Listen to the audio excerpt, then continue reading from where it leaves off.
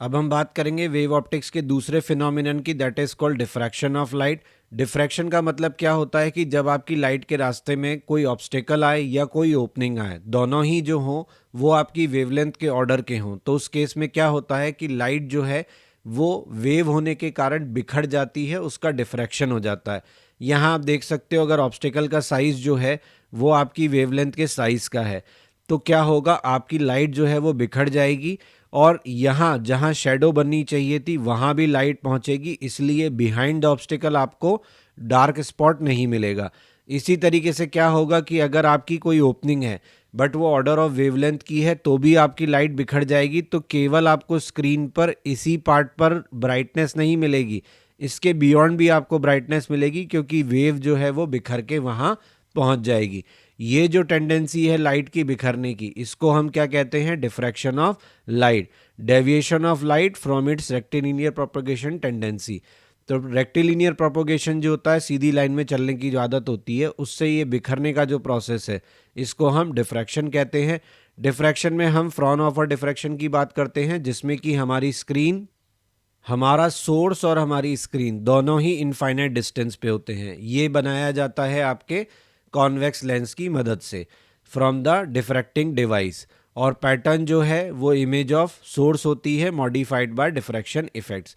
तो आपका इस तरीके का अरेंजमेंट होता है कि आपकी सोर्स से आने वाली लाइट को पहले इन्फिनिटी से आने वाली लाइट बनाया जाता है, फिर उस लाइट को आप यहाँ पे भेजते हो, और आपको इस तरीके से अरेंजमेंट करना होता है कि आपको सोर्स और स्क्रीन दोनों ही कहाँ पे मिले, इन्फिनिटी पे मिले। मतलब जब आपका वेव फ्रंट टकराए स्लिट से तो भी वो क्या होना चाहिए, प्लेन वेव फ्रंट होना चाहिए। इस केस में क्या होता है कि आपके एक ही वेव फ्रंट पर बहुत सारे कोहेरेंट सोर्सेज बन जाते हैं।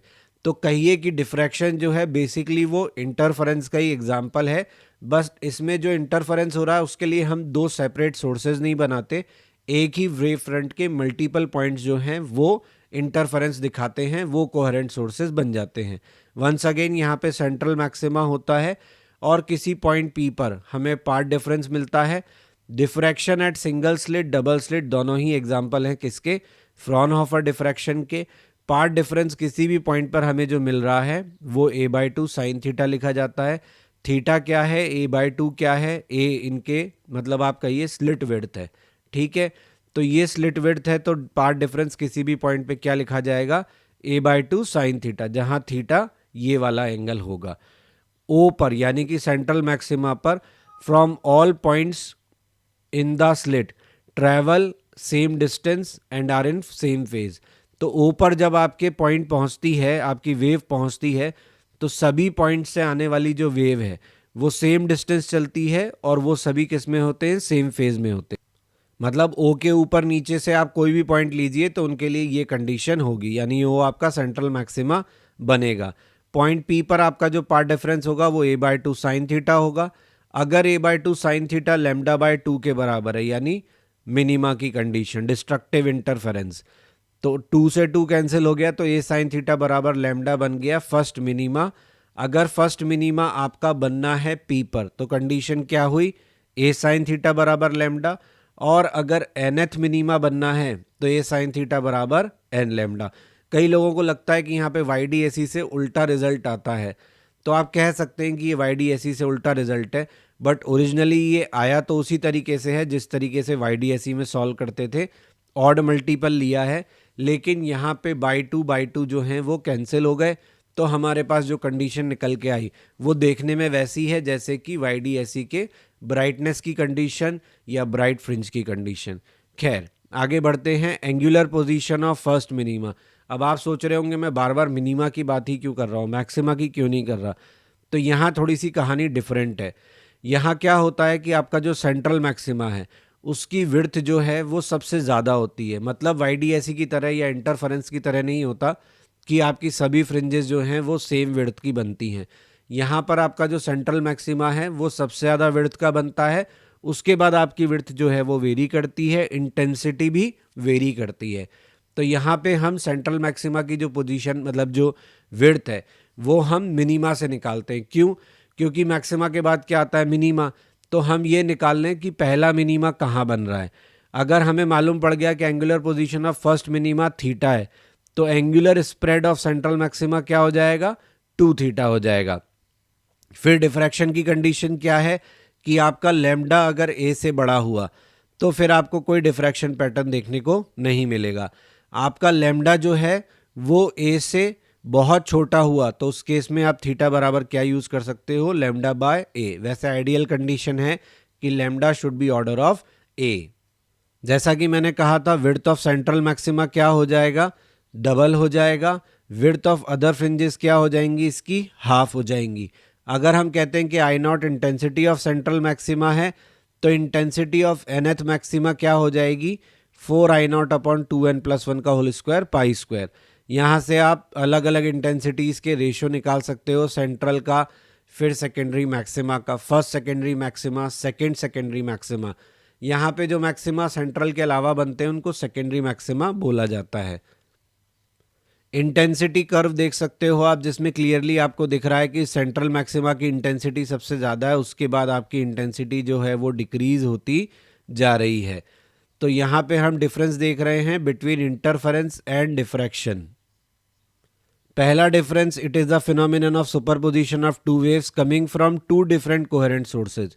जबकि डिफ्रैक्शन में क्या होता है, phenomenon of superposition of two waves coming from two different parts of the same wave front. Interference pattern में ब्राइट लाइंस जो है वो इक्वली ब्राइट होती हैं और इक्वली स्पेस्ड होती हैं। डिफ्रैक्शन में क्या होता है कि सभी जो ब्राइट लाइट्स है, लाइंस हैं आपकी, वो बराबर इंटेंसिटी की नहीं होती और ना ही वो इक्वली वाइड होती हैं। ब्राइटनेस और विड्थ डिक्रीज होती जाती है जैसे कि जैसे हमारा एंगल ऑफ डिफ्रैक्शन बढ़ता है। All dark lines are totally dark. यहाँ पे सभी डार्क लाइंस जो हैं वो कंप्लीटली डार्क होती हैं, यहाँ पर ऐसा डिफ्रैक्शन में नहीं होता। इंटरफेरेंस में बैंड्स जो हैं वो ज़्यादा बनते हैं, यहाँ डिफ्रैक्शन में आपके जो बैंड्स बनते हैं वो कम बनते हैं। अब एक क्वेश्चन है जिसमें हमें दिया है light of wavelength 6000 angstrom incident normally on a slit of width 24 into 10⁻⁻5 centimetre, find out the angular position of second minimum from central maximum. तो सेंट्रल मैक्सिमम से सेकेंड मिनिमम की पोजीशन कहाँ होगी ये पूछा है। तो यहाँ क्या लगाना है, ए साइन थीटा बराबर एन लेमडा, और एन की वैल्यू क्या लेनी है 2, क्योंकि सेकंड मिनिमम की बात हो रही है। तो यहाँ से हमें साइन थीटा कितना मिल जाएगा, ये मिल जाएगा 2 lambda by a. 2 lambda by a को सॉल्व करेंगे तो ये मिलेगा हाफ। तो हमारा थीटा कितना हो गया 30 डिग्री। भाई लेमडा हमारा 6000 है, नीचे 24 है, तो 2 6 जा 12 तो ऊपर ही दिख रहा है, 24 नीचे दिख रहा है, 12 2 जा 24, तो ये हमें मिलेगा। दूसरे केस में हमें दिया है लाइट ऑफ वेवलेंथ है 6328 angstrom incident normally on a slit of width, calculate the angular width of central maximum on a screen distance 9 metre.